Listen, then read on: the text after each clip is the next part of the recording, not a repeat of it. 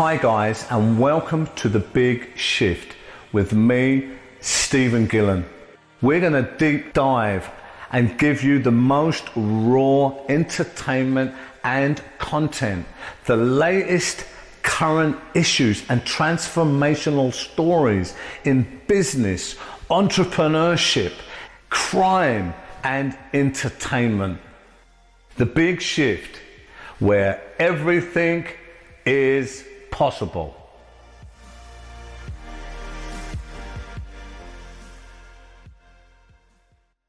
Hi guys, thanks for joining us again on The Big Shift. We've got Johnny Alite today. We're going to go right the way through that story, guys. John, thanks for coming on the platform. Thank you, Stephen, for having me. I want to say hello to everybody, especially in the UK, so I'm over there a lot. Now, we're going to go into something else here as well. We'll do a bit more of the backstory. Now, look, I want to talk about some timings here. Anthony Ruggiano. I've interviewed Anthony. His father, Fat Andy, he was very central in the Gambino family. Everyone knows that. This is a good indication of timings here, all right, what things was happening. And, as I say, I've talked to you, Anthony. So what was the dynamic around that time with you and that family regarding the Gambino family and what was going on at that time before Fat Andy passed, right, later on? Because he was central in the Gambino family. What can you tell us about that? Fat Andy, again, was one of the most famous gangsters for people in the mob world. For the public, they don't know who he is because we kept a very quiet outlook on the mob in the old days. Nobody talked. There was no social media. There was no TV. That you were supposed to keep a low profile. Fat Andy was straightened out by Albert Anastasia, Murder Inc. He was kind of a grandfather figure to me. I was around the Ruggiano family since I'm a little boy. I mean, literally a little boy. 7, 8 years old. I played baseball. I was in and out of the Ruggiano family house. They were my coaches. His father would be at all my games. I was in the boxing gym with the family at the Lost Battalion. They were always there. Albert was very, very good with his hands. Anthony would be there also.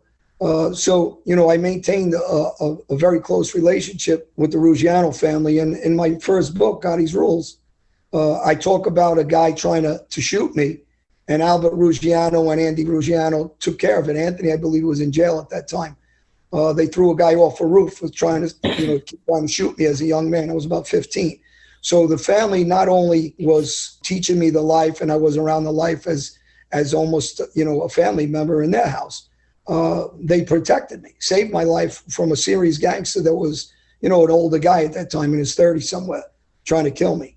So it wasn't just by words. The neighborhood knew I was around the Ruggiano family.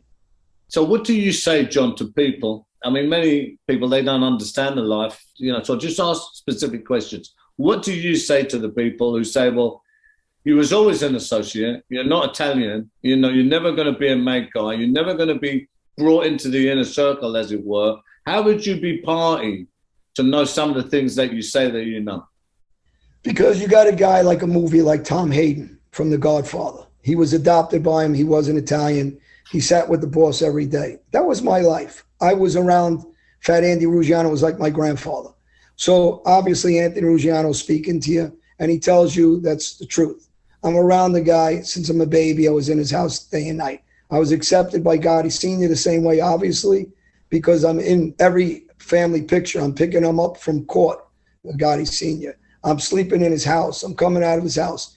So you look at guys like the Irish guys, the Westies, they're guys that work for our families, that meet directly with some of the top echelon bosses. You have Joe Watts, that was the right-hand man almost to Gotti Sr. on a constant basis, who's German.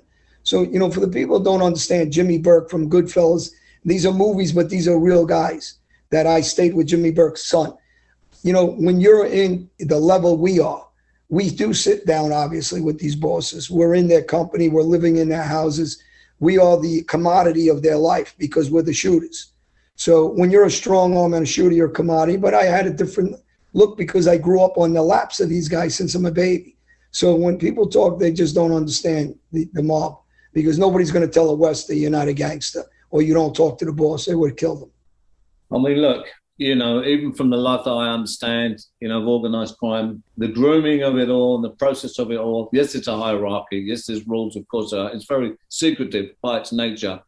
But when you're growing up amongst these guys and you're in and out of the family, you know, you're with the family and all this stuff, people talk. You get to hear stuff and you get very close to people, you know, and you are a commodity. You are a commodity because you are being groomed to be a commodity, John, you know, as you said, you know. So I have an experience of that myself. That's a fact. So at that time, now look, you know, there's also phone calls to Sammy Gravano at this time. We're going to play some of that because Sammy's asked some very pointed questions about you, John, right?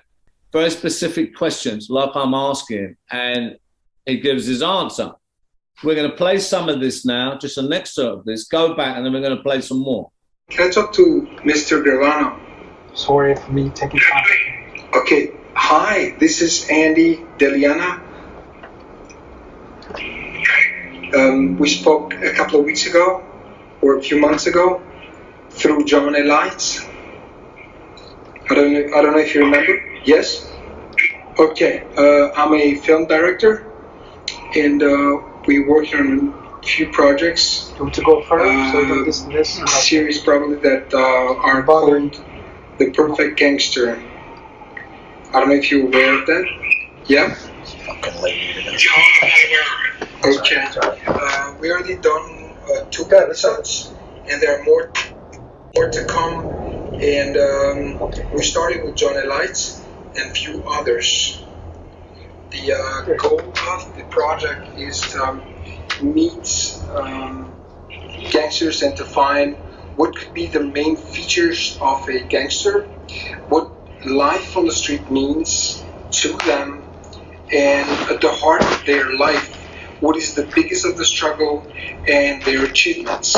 What makes them the perfect gangster? This is the main quest.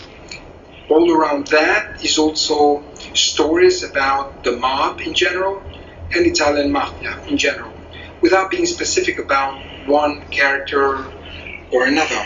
It's depending more on what they want to show, what they want to expose, that they think is relevant for their life, their own quest. So I just did an introduction, a little bit of what the show is about, the documentary is about, and I wanted to talk to you as well because I find you extremely interesting as a character, as a person, as what you've done. I know very well, I mean, what the media already talked about it, stories of the past. I would love to see a little bit where you're standing now and a few questions about johnalite as well, if that's okay with you. All right, okay. How do you feel now that you are out and you're back in life? How do you feel? I feel good. All right. I just did 17 years in prison. Okay. And getting out, I mean, I feel pretty good. Okay. I was in contact with my friend Alite, who was in the Gambino family. Very powerful member of the Gambino family. He's my Albanian mafioso soulmate. Okay. I think the world of him. I mean, he's a legitimate tough guy. I think he was put under the wrong people at the time when he was in the Gambino family. At least he was part of my group. But that didn't happen. So, right now, I mean, I feel pretty good. I'm just working on a few things myself. Great. And I'm adjusting back into society after that long of a period of time in prison. Do you feel that you have the most important features of a true gangster? The most important features of a good gangster? Yes. Or true? The important features is loyalty, honesty. You have to have those things. If you betray your friends, they betray you. And that happens over and over again. It happened to me. It happened to Johnny Alite. And once that happens, everything falls apart. Once you lose the honesty and the loyalty, why should anybody else keep it? So those are important things when you take your oath. coming into the mafia, those are very, very important. Then you have to live that every day of your life. So Sammy's asked some really simple questions about you, John. We've just heard what he's saying there about you. Now, he was the underboss at that time to John Sr. So he was obviously, you know, we know the story. It's a very iconic, famous story in the New York mob. So what did you say about the dynamic? Did you know Sammy then at this time? Obviously, he must have knew you. I mean, we've just heard him say that. Yeah, I knew Sammy. I didn't get, you know, in the mob world, you don't get intimate with guys unless you're doing business, direct business with them. Whether it's you're going to do a hit with them, you're going to take an order about hurting somebody. So my guy was directly John Gotti. I lived in his house. I slept there. You know, I'm with his son day and night. He put me, Bobby Borriello, with him day and night because we were violent guys. We were known on the street, and it elevated Junior as a serious guy in the street world. John was very keen and savvy on the street, meaning Gotti, the father. And he understood this, and he understood the loyalty of me growing up around the family in their house, that I would take it to another level for them. When you have outsiders, they betray you. No different than Paul Castellano got betrayed. Because when you don't have your personal guys and your personal family members involved, you always have that betrayal of someone trying to kill you out of trying to step up into those positions. So, you know, for somebody to say, Johnny Alite, who were you? Johnny Alite, in the era of no photos and videos, I'm with that family. I'm in his daughter Vicky's wedding in 1984. Like I said, I'm part of the wedding party. If I'm a nobody and I'm committing this violence, I wouldn't be in their wedding parties. I wouldn't be in their house. I wouldn't be in the Ravenite. I wouldn't be in the Bergen. I wouldn't be in the Ravenite, especially because it's only made members. So when Sammy Gravano's speaking about me, he's speaking out of knowledge that I'm John Gotti's guy. John Gotti never wanted me to be close to Sammy. There's a reason behind that, because this world's treachery. And he wanted to know that I'd pull that trigger if he ever needed me to his underboss. And this is just our world. It's such treachery. Everybody's killing everybody. When the time comes, a guy's expendable. And you believe, you know, by that time that you would have thought that John, you know, because he was asking you, you know, you're saying that John at that time, you as hitman enforcer, and he may have asked you, as he may have asked you, you know, for other guys, maybe to hit Sammy Gravano. Is that what you're saying? 100%. As a young man, when he first started telling me, I don't want you getting close to certain guys, I didn't understand. I'm green. They're grooming me. As I do learn, I understand that means he doesn't trust him as fully as everybody thinks he trusts him. I says he might use him as his underboss and he puts him out front, but he's not his brother Richie or Pete or anybody else, even though they might not have the capabilities in the mob world that Sammy may have. But the trust value in him, obviously John's always worried about, will this guy shoot me in the head like Paul Castellano ended up dead, or Angelo Bruno in Philly ended up dead, or a million other, or Albert Anastasia ended dead, because they all die by the hands of betrayal. And John, again, Gotti may have some faults, but he was a very, very smart street guy, and he understood this. I want to go forward a little bit to some other points here. So I'm trying to get the timelines in here really, really clear. I mean, in 1997, you was away, and you was Genie Gotti's cellmate, right? I was in 1997. I was Genie Gotti's 1997. I've got this down here. Tell us about this, because this is years later, right? So this is it. So Genie Gotti, 1997. Tell us about that. I was in prison in Fairton, and the Gambino family asked me. There was a guy there, Bobby Brooksy. Jackie D'Norcio was there also. He's part of the Jersey crew. And they were having problems with a guy, Louis Oricchio. You know, I'd like to say my condolences. He just passed away. And he killed John DiGilio, who was a captain at the time on the waterfront. And he was having problems with these guys in Fairton. It was a medium facility, FCI. I walked into the joint. I got messages from the street from the Gambino family. They needed me to hurt him. So I hurt Louis Oricchio in prison. They shipped me into solitary confinement, shipped me out to another jail. Obviously, they separate us after that, you know, that assault. And I ended up in McKean prison with some very famous gangsters there. Persico was there, Carmine Persico, the boss of the Colombo family, his brother Teddy. There was another guy, Patty Della Russo, that I grew up with since we were kids. He was involved in those days with the Lucchese family, and Jeannie Gotti, Joe Gambino, who obviously are from my family. And when I come into the facility, I happen to be in Jeannie Gotti and Joe Gambino's unit. And Jeannie Gotti asked me to sell with him. Naturally, he knew me since I'm a kid, and I sold with Jeannie Gotti. Later on, we had some issues, but at the time, I sold with Jeannie Gotti. Okay, John. So what do you say to people who say to you, oh, you was discredited as a witness and all this stuff? What do you say to them people, John? Well, people need to read the Forbes article, because Gotti Jr.'s Gotti's Jr.'s lawyer, John Mariglio, who's a very famous attorney that handles all the bosses in New York. He's one of the top attorneys in the country.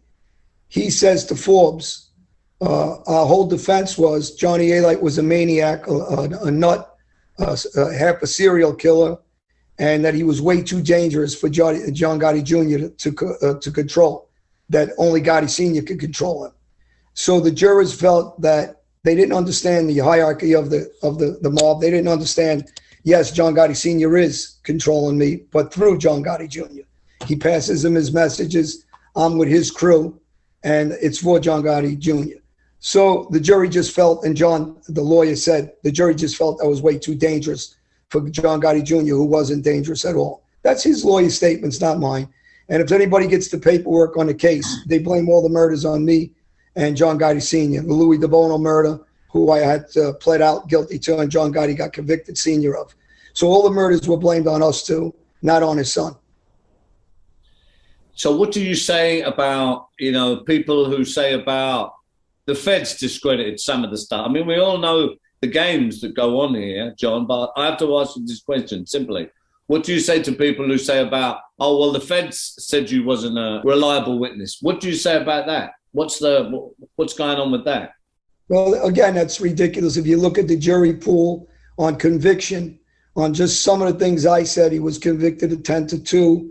So, and if you listen to the prosecutors, attorney generals, and the FBI agents in the Forbes article, which they're all interviewed, they concur that I'm very accurate on how many people I say I shot or hurt or what I had to say.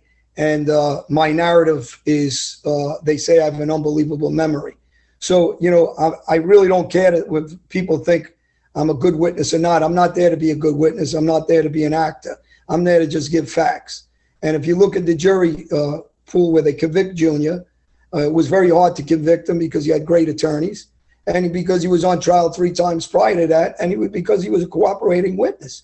So there was a lot of information they couldn't allow in because he had a deal during some of that stuff when he was a cooperator. The FBI did not call him in. Him and his lawyers asked to meet them to cooperate. There's a big difference here. And some of the information he gave wasn't allowed to be divulged because of his cooperation. So some of this takes into fact, and also, I'm not here to grade the prosecutors, how good they were or bad they were, or their other witnesses. So to me, I gave facts. I think it was, the Forbes article goes through it, check by check, and people can say what they want. That doesn't bother me. Jimmy Calandra. Now, there's been stuff out there about Jimmy, and he's calling you out, some, M&A format, fight, and all this junk. What is this about? This guy's a low-level drug guy, and I don't even like talking about him because the Gottis do this always. They get somebody they find to troll and go up front for them so they don't have to talk. So I'm not going to waste my energy. I wasted it on 1 or 2 shows. They were taped. So somebody said, why do you keep talking about it? I'm not talking about it. I will never mention him again. Like right now, I don't want to mention him. It doesn't matter to me. He wasn't involved with me and the Gottis. He wasn't involved in Abu Ghada. He did rat and put away 2 guys, Reynolds for life and Fabrizio. And I guess if he was a cooperating witness and he wants to change his life, he wouldn't be talking the way he does. And I guess he's going to have to worry about dealing with them because they're going to be home in a couple of years. As far as anybody else, my fight is with Gotti, and it's going to stay there. Nobody's going to put anybody else in front. And I'm going to handle Gotti whatever which way we have to do it, whether it's as gentlemen and shake hands, whether it's going to continue with this nonsense, or whether it's in a ring. But it's going to be Gotti. And no one's going to distract me from going where my issue is. My issue are with the Gotti family and that's never going to change, and nobody's going to distract me from it. I'm a pretty intelligent guy. I'm not going to get sidetracked somewhere else. Now, John, there's a lot of names here, that fly about, obviously, right? I'm just going to narrow it down to some more to try and get a bit more clarity for the viewers. Now, Frankie DeCicco, was he a friend of yours? Now, he was the original underboss before Sammy. He lost his life. He was blown up in a car bomb, right? I believe, right? So, what was the connection with you two guys? Frankie DeCicco is at the Ravenite video I gave you. I was very friendly with the DeCicco family, with Georgie DeCicco, his brother, and Butter, which his real name is Joey DeCicco. Their nephews were Frankie, I don't want to say his last name, who was also a made guy, ran the unions, who me and him were best friends and still are best friends. These are guys that you'll see in those Ravenite videos with me, kissing me hello and playing around with me. So, talking. And the family is, certain members of the family are still very friendly with me. So, when people talk about these guys, these are personal friends. Some of them passed away, obviously, since. But like I said, their nephew is one of my best friends and still my best friend. And he just doesn't get involved in this nonsense. He thinks it's nonsense. And he tries to tell me all the time the same thing. Get out of this nonsense. There's nothing to prove with these guys. So, what is the future for you, John? There's a lot of stuff that's been going on for a while. There's a lot of content out there and all that, right? All this being said, what is the future for you, John, with all this? My future is never going to change. I said it from the time I was in jail. I saved the guards. The inmates tried to jump a guard that I protected. I saved them from getting hurt very badly or possibly killed.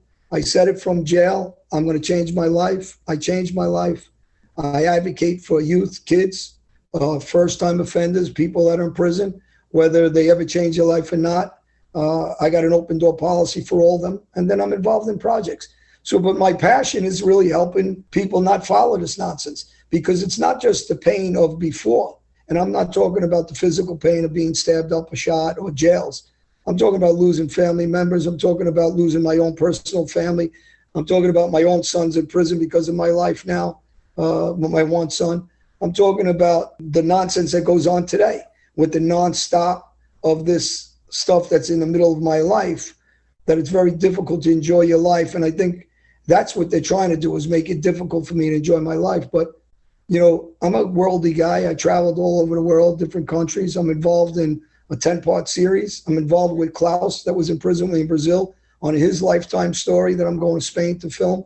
I got another project coming out on Disney Plus and National Geographic in September. I got a new book out called Mafia International, John Alite, and I got my podcast. So I'm very busy. I'm involved in other projects outside of this world in the business community. And I know how to move forward my life. I know how to reinvent myself. And I know how to forgive guys that try to kill me and guys that testified against me. I do it. People see me in pictures with them, so obviously I'm not lying about that. If other guys can't move forward and they're angry about what they did and cooperated or didn't cooperate, whatever they did, it's not important to me. If they don't have a happy life, family life, and they don't know how to move forward, that's on them. They're not going to keep dragging me down. So, it is a pain in the ass, excuse my language, of these guys trying to drag me into this nonsense, because it is kids stuff. And as adults, we should be worried about when these guys are trolling like this. They set an example for young kids. They're seeing this and then they think it's okay. It's really a terrible way in adults to behave, and they behave that way out of insecurity, jealousy, envious. Well, one thing can definitely be said by the history and the facts is that all you guys, you, the Gotti family, many, many other guys, legions of guys, certainly went through a lot of pain, a lot of prison, a lot of violence, a lot of stuff back in the day. It's different now. Many have moved on. Everyone has their choice. But this is a fact. This is a fact. Thanks, guys, for listening in on another gripping edition of The Big Shift with me, Stephen Gillen. We really look to inspire and really help and support our audiences in business and entrepreneurship out there. Stay tuned for much more great content and many other benefits. Have a look in the bio below. Follow me there, guys. for a lot more other great things that will be coming to support you on your wonderful journey.